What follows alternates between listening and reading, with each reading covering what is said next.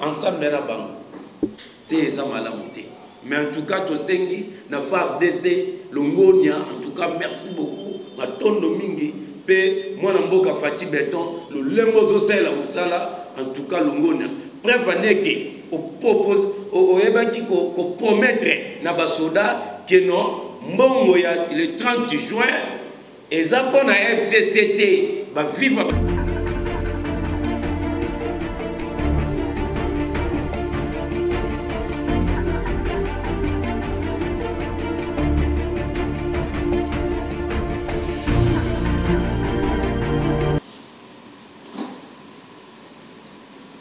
Bonjour na peuple congolais nyonso, bonjour na ba nyonso bana poto o bana mikila Afrika o pe bali bana mboka.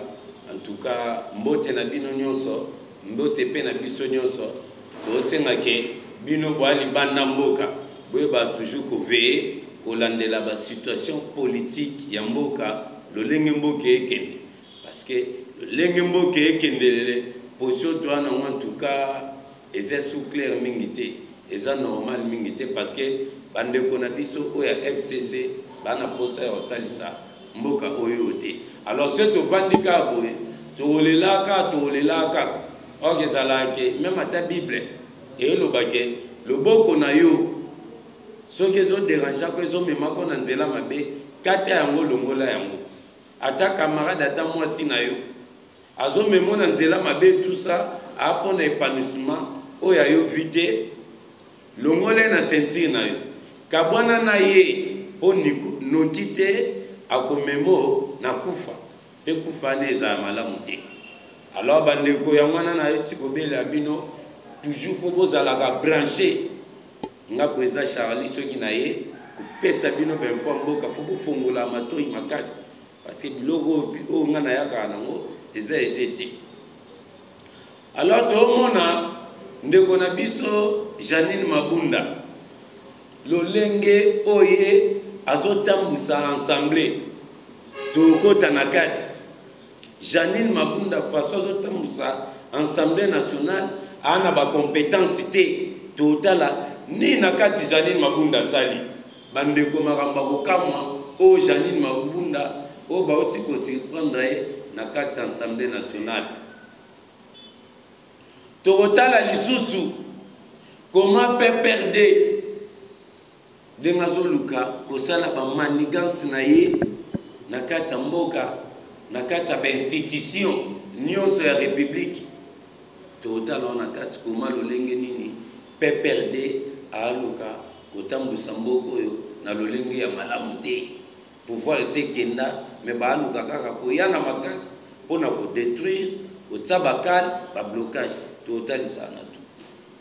Total sa mort ya juge yani liwa ya kufaki liwa na ezalaki ya nini akufaki na nini parce que toyoti batu ya FCC na ba ministre onde bana batandasa FCC pe bala na FCC mais nino ba lobby eza mamingi donc mboko yo ba montage ya FCC et si la té bato bana posa ya justice sa musala te total lisusu Nemi Mwilania makamuni na lobby concernant chef de l'État bato na bana respecte pas chef de l'État pas mokonza mboka.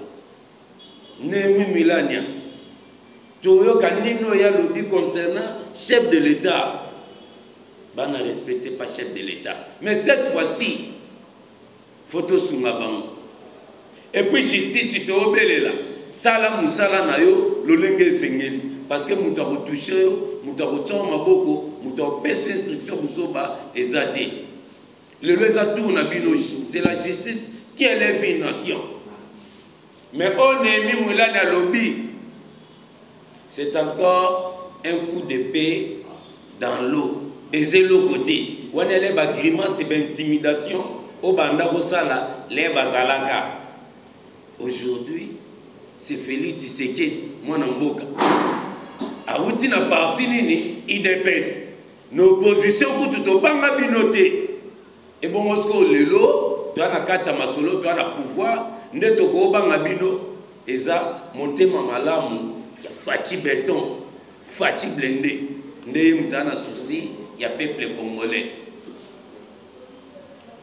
Alors tota la victoire ya basoda na biso na niveau est na Mahagi pe na Djougou Ituri ya FARDC en tout cas coup de chapeau na musalo bosala parce que toyoki de botu ko neutraliser ba ADF notamment na ba rebelle ya Kodeko pe bobotoli bango manduki pe territoire wana susu bo récupérer yango mais banani su bakangi kuna ba généraux colonel rwandais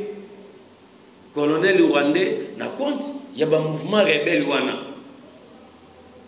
aza parmi bandeko ya bato pe baza na kata fonction o bana gouvernement awa bazo pesa ba minduki bazo salara ba trafic d'armes ensemble na bango te eza malamu te mais en tout cas to sengi na FARDC longonia en tout cas merci beaucoup matondo mingi pe mwana mboka Faci Béton le lembo zo sala musala en tout cas longonia preuve neke o propose o ebaki ko promettre na basoda que non mbongo ya le 30 juin eza pona FCCT ba viva ba mesana ko liambongo mboka ko sakana na peuple ko sakana na basoda ko sakana ba médecin ko sakana ba fonctionnaire Faci linyango lisute nda prometaki bango mbongo ya 30 juin oyoyo ekezane na maboko na bino basoda nyonso ya république o bokenda libanda o boza awa mbongo wana bino nde bokolia ngonde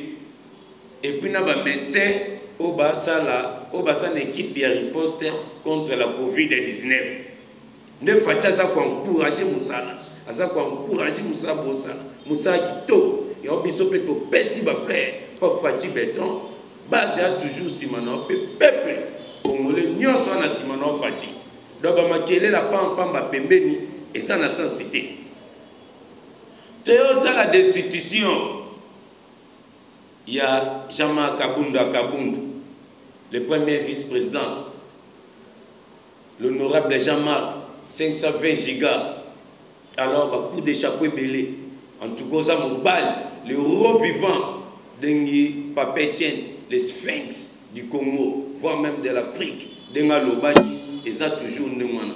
Parce que combat oyoza na yango, oyozo bunda, combat na opene monani que ça noble. O bunda pona intérêt personnel té, o bunda pona RDC, o bunda pona IDPCité, o bunda ne pona Congo mobimba. Parce que patron bazana, c'est plus de 300 députés, 350 députés, oya FCC. Yaya, basa la té pour l'avancement, il y a RDC. Basa la té pour l'avancement, il y a peuple congolais. Mais basa la pour détruire peuple, pour détruire les enseignants, pour détruire les fonctionnaires, pour détruire les soldats, voire même les médecins. Donc, pour la classe politique congolaise, le peuple congolais, tout ce qui se retrouve, il y a un comprendre que dans mboka oyoyo, tu as une intellectualité. RDC a une intellectualité, bana poto, ba Congolais bana poto, be ba Congolais bana miki l'Afrique pe ya Congo, ba intellectuel na Congo bazate. Auto na bango to zande na ba université. OK, nana na université. Où est université? Mais là au bimi kuna mayele wana yo kokaya kozwa, oziongote, ozande université, aux intellectualité. Parce qu'un intellectuel ne peut pas commettre des erreurs au Tozomona dans la Assemblée nationale. Parce que tout le monde n'a pas vie. Parce que tout le monde a un niveau de compétence totale. Mais Jean-Marc Kabundu, Nakoyeba Oyayebi, Moussalo Oyayebi, politique Oyayebi, combien d'intellectuels? C'est ça, intellectuel à Bundaga, pour la communauté, pour la nation. Mais au bassin dans l'assemblée tout le monde a voté. Tout le monde n'est pas jamais à Kaboul. Dans la télé bango, tout le monde a Janine Mabunda. A tu go senganini $2000 et bimana chaque député. Tala likopa. Babilo ko jamais Kabunda dénoncer qui n'est wana. Situation ya enseignant combien? Enseignant bandozo $50, bazo plus de 80 80 000 francs congolais. 80 000 dollars, mais 80 000 francs congolais. Un enseignant, mais ça peut licencier. Mais tout le monde a il y a FCC, il y a PPRD, il y a commissaire Congo, dirait club d'amis. On dirait bloc mobo, il y a des camarades, il y a toujours un bon. Mais Tobi, cette fois-ci, c'est la fin.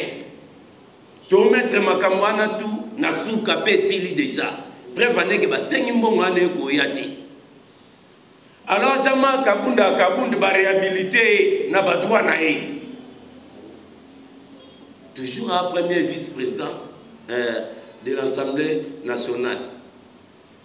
Mais tout le monde a dit, Bandeko, il y a FCC, Janine Mabunda, une équipe na bango nyonso, et l'autre wana ba ko supporter en côté. Bandeko nanga, d'abord Janine Mabunda na Jean-Jacques Mamba, ba saleli usage de faux. Ba komi mambeza lokuta. Pe basinati ba poser ya lokuta pe Janine Mabunda non mona ke bo mona kanda obundelela Jean-Jacques Mamba mais makambweke na ba cours et tribunaux précisément na conseil d'état batali ba biloko wana ya eu des irrégularités la procédure fallait qu'elle la respecter et ça qui respecter non monique que conseil d'état le dit que non moi pour continuer bosser ces élections exacté bango par la force bango fongola assemblée nationale bakota basa toujours élection pour na koisa mwana mboka chama kabunda o kale na raison na ye oya mabe oya salaki ezalaki te ndeto ko mona ke bake ko sala le tout possible pour bakota mais aucun conseil d'état et sa justice tu es dit qu'auxiliaire il y a justice c'est la police. La justice a l'obligé beaucoup de parce que dossier ça d'autres temps au total. Or que Janine Mabunda moi dit que basala qui kopa il y a lokuta il y a mabe il y a mbeba. Ndé la police passe à l'air musala na ba kokepe kokota te. Ba kotite et sous qui peut wana. Au lieu de continuer bana mboka botala comment Janine Mabunda to FCC ba bandoki. Lobi na ngole baye ba kokota pétition les até pour nos matins bas salaire il y a bas fonctionnaire tout bas salaire il y a bas enseignant té ou soit situation au bana mboka tozana moto traverser na moment oyo té Janine Mabunda koti pétition na té pétition ya kokotisa na député o Didi Manara a kokota baké kokota pétition ba to perdre et puis on a bonne coalition alors coalition a fait katana pétition bako kotisa yani que non balongolaka kabundu na kati to mona ke ba vérité belé na to ba parce que Jama Kabundu abimisaka lokuta oyo bango balana na ensemble wana ya kala ya koyiba mbongo ya peuple ya ko créer ka ba bilo mobo mbongo ebimaka ko créer ba motion mobo ya lokuta pa ba ministre po ba financer bango déjà manque avec biloko ane ko le karaté et ko tiko sale maraté parce que peuple pas en souffrance mongo oyo auto fouti ya gratuité de l'enseignement et c'est ngeba mbongo ana toujours et ko kapé ko zonga et travailler pour la république yango bango balingité bango plein à leke bango wana oyo bimi pour la gratuité de l'enseignement fallait qui tout est là pour faire mais la paiement. Or que Fatita pesi gratuité de l'enseignement. Bana batang, bana poto, bandeko, bana Afrique mobimba. Il y a plus de 4 millions d'élèves au bazongi chemin de l'école. Au babanda qui kotanga te. C'est au Kenya Sankourou, au Monagé, il y a des élèves qui n'ont même pas des uniformes. Tokena abandundu, tokena bekwate. Ba kende kotanga latira couper torse ni mena bakaye. Bana tout bazongi classe. Ma beza wapi. La première des choses, c'est l'éducation. Lorsqu'il n'y a pas l'éducation, nous sommes dans les néants. Alors, Fatchamona qu'il fallait l'éducation pour y passer papa moboti. Moi, je sais la tanga pour le venir et ça bien. Donc, ni tété, Fatchi sera tangagité, anga zalanate.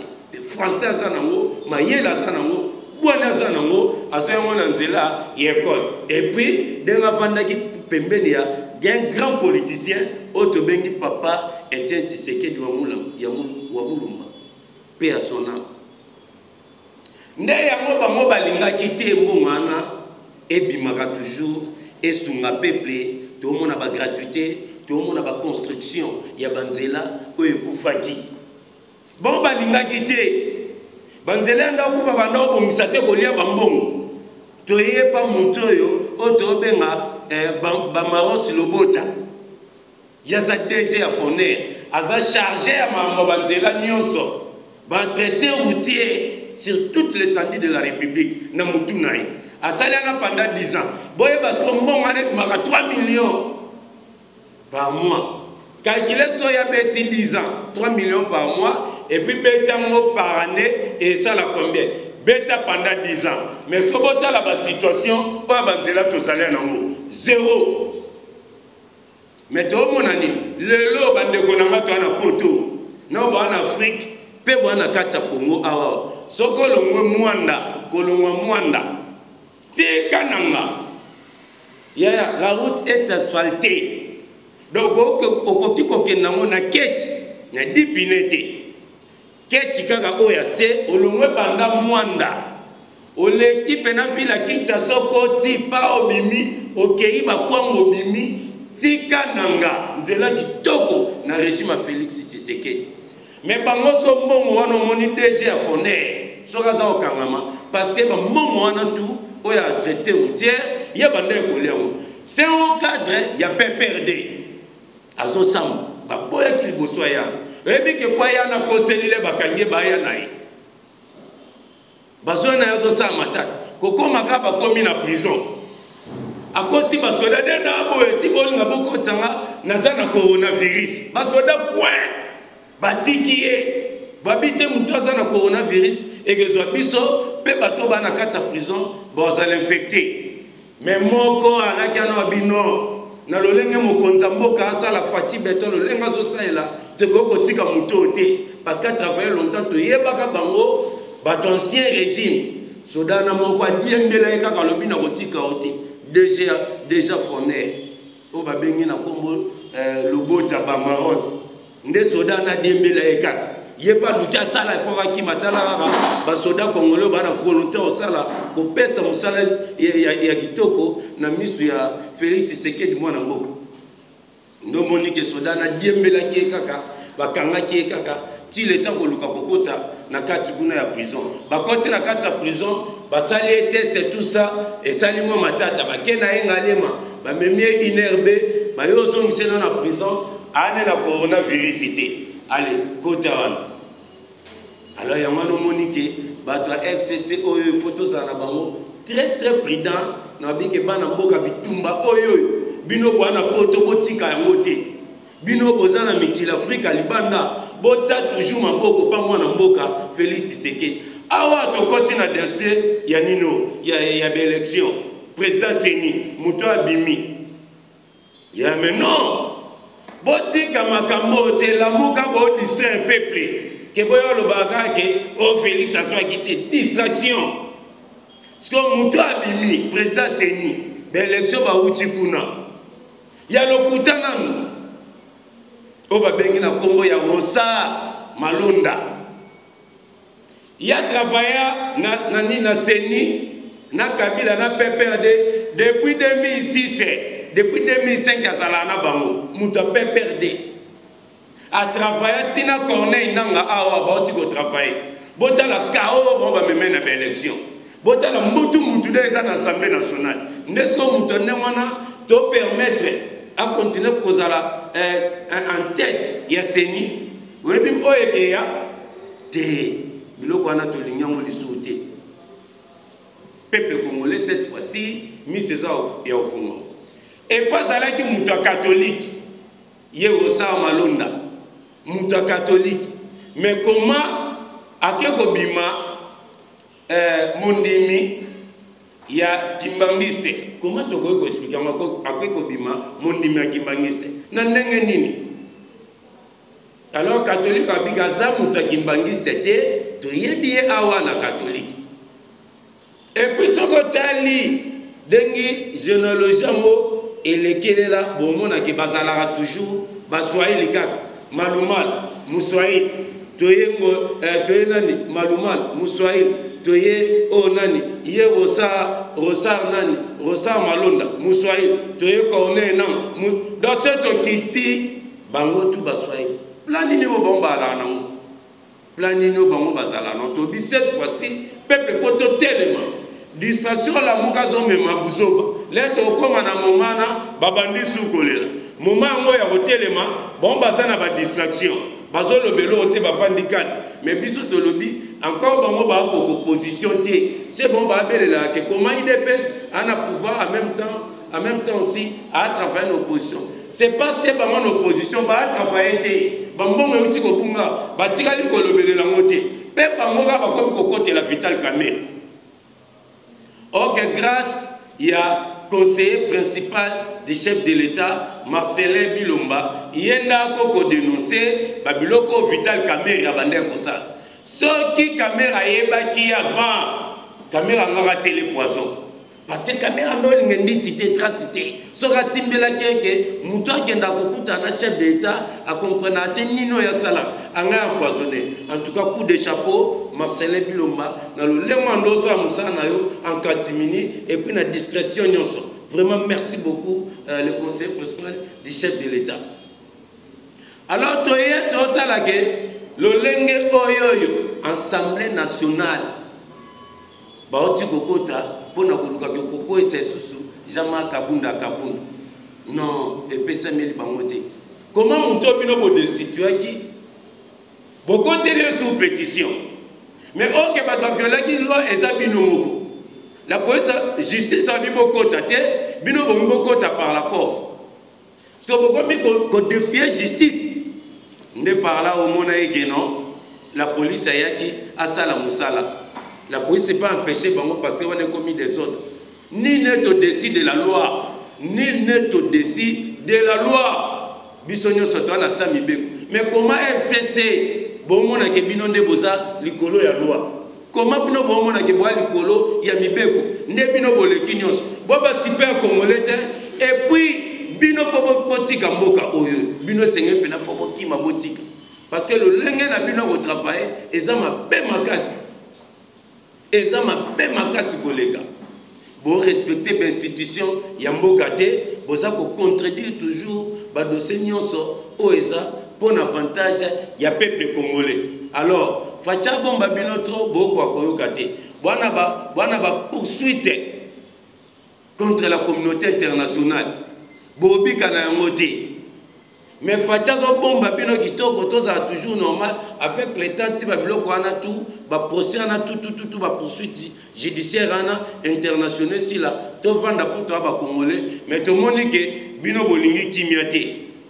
C'est-à-dire que Kabila a dit que le dossier Oyasala et ce que les gars m'appellent Barokangaye. Mais Bino Boluka, Oleboluka se sauver. Et tant que Banamboka peut travailler librement, na Mokonzamboka Félix Tshisekedi, Bino Bolanda. Ok, yebike arodaye, azo jouer rôle à Satan. Satan yebike ta okufa yemoko. Akoko ke panza mbesute. Yamala falaga luka, bato tu baza pembeni. Ya nzambe bana nzambe amema bombe na libungi. Ndeti bino bato FCC. Soit disant ba professeur ba technocrate, mais tout le monde a monté pour que cette fois-ci vous allez nager. Alors tellement vous nager, vous allez à la prison, vous répondre. Na on so bino bosalaki, na ba force commune, ba tuera Kasai, ba tuera expert, tout wana vous répondre na yango. Tu es pas dans le mesa. Alors la loi protège, la loi protégeant des anciens chefs de l'État. Et l'équipe constitution Mbokate, et l'équipe Mibeko Mbokate, tout le monde doit se soumettre devant la justice. Alors, tu le bibou, c'est-à-dire que tu sais que Kimia et Zanakata Mboka, IDPS Bopé sans confiance, parce que Bitumbo, sans IDPS, Mboka et Zanakao, Mboka et Zabamafe, Mboka et Zalami, maintenant IDPS, tout le monde a à travers Tony Mwaba. On a député toujours, il y a IDPS. fictif oyo babakisaki na kati ya EPST na ministère enseignement nde muta dénonçaki bango découvrir bango yalaki Tony Mwamba ministre et nani député ya UDPS mais oyo alamuka basala musala te likamba okamwa Daniel Safu na Christelle Vwanga bake kokumisa Jeannette Kabila na anniversaire ya Joseph Kabila na Jeannette Kabila mais babanda kofinga Kabila lelo bakomi kokende kuna bozwa ba image ya kala ya Daniel Safu les Zakara banda kofinga yo azale cette fois-ci tomona Daniel Safu elonge vimbi pas comme tenti a comme choko mais les Zakara banda kofinga ye abanda ko tsatemi yekuta koti na pouvoir te ki simple député pamba a komi kokende fête ya Jeannette Kabila fête ya Jeannette Kabila a même na Jeannette Kabila fleur ok bon on va finga Jeannette Kabila na ba dossier ya Smlex ya ba dossier ba passeport ba finga makasi baloba trop na ba mission lokwa ba kiosque wana mais lelo ya komi kokende anniversaire na ba fleur kobina na Christelle Vwanga dans le mboko to na ba député te to na ba député na ba médiocre yo to bigi bana Congo chaque jour bota la IDPS bo pesa biso confiance parce que bino bana poto mikili Afrika pe awa biso moto veye makasi biso to na coalition na FCC mais to déranger bango parce que plan na bango ezake basunga bino PPT basunga bino PT bwana na mikili poto basunga bino PT bwana mikili ya Afrika yo biso to kunda koswana ona biso nyoso alors on a pesi numéro na ngai 089 plus 243 pardon plus 243 89 68 74 316 donc un numéro na ce bengi pour la qualité politique tout en tout cas tout sur là TVA ngonga ba o vala qui n'a développé vraiment moi na kati en tout cas na habité prochainement na ya fona zongela ba makambo tout alors comme on a président Charlie SP président Charlie dans un article vraiment je dis et je vous remercie avec beaucoup de respect.